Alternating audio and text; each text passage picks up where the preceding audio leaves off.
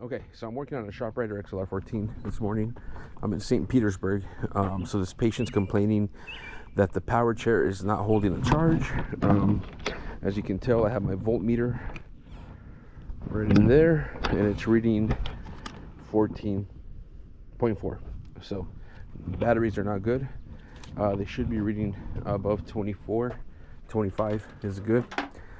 Above 24, each battery should be reading 12 volts, but typically they're at 12.5, so pretty much 25 and above is good. So the only problem with the Shoprider is that whenever you don't have any juice on the joystick, you can't tilt the chair back to get to the foot plate to remove that right there, because you have to remove the foot plate in order to tip the chair forward to replace the batteries. So what I'm going to do is I'm going to bypass the joystick, and I'm going to put a jumper on the excuse me, the actuators, or the actuator, the tilt actuator, and I'm going to tilt the actuator backwards with the jumper. So these are the new batteries that I'm installing today, Group 34 flat tops. Already tested them out. They're at 12.5. This right here is my jumper. You just basically a car, like you're jumping a vehicle, you're jumping cables, and then what you're gonna do is, once you see that green light or red light, that means it's power. You have power. It takes a 10 amp fuse, micro fuse, and then what I did is I cut them up, because a lot of these chairs don't have the same type of connection that goes to the actuator. So on this Shoprider, like I said, you have to tip the seat forward. You will have to take a couple of nuts that are on right there, and then there's another one right here, and those you're going to use a 1/2 inch socket or wrench to remove those bolts. But if you notice, if I try to push forward,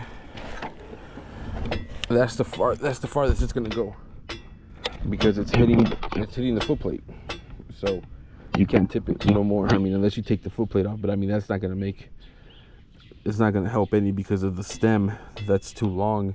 So right back here is where you're going to have your actuator.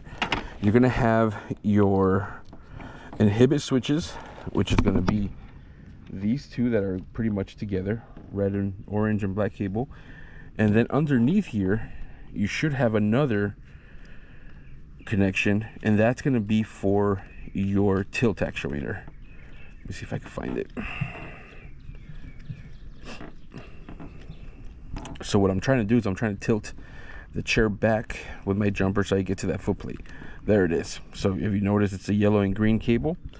That's your tilt actuator right here. So all you do is you remove that, and you're going to put your jumper, attach the jumper together like that, and then with your operation button, hit it backwards, and if you notice, the seat is tilting back now, little by little.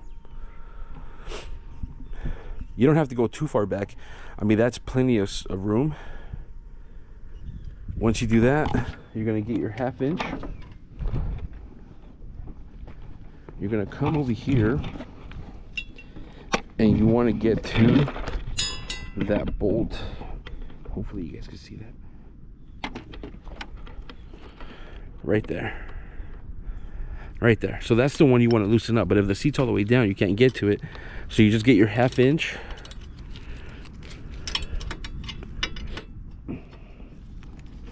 All you have to do is loosen that up a little bit. Hopefully you guys can see what I'm doing. It's just another spot. So there. Once you loosen that up, you can tell that the foot plate is going to come off. There. And that's what you want. In order to get to your batteries, you have to remove that to get to the batteries. And now you could tip this forward. Let me take my jumper off. Tip that forward. Make sure you disconnect the joystick cable. Take these out.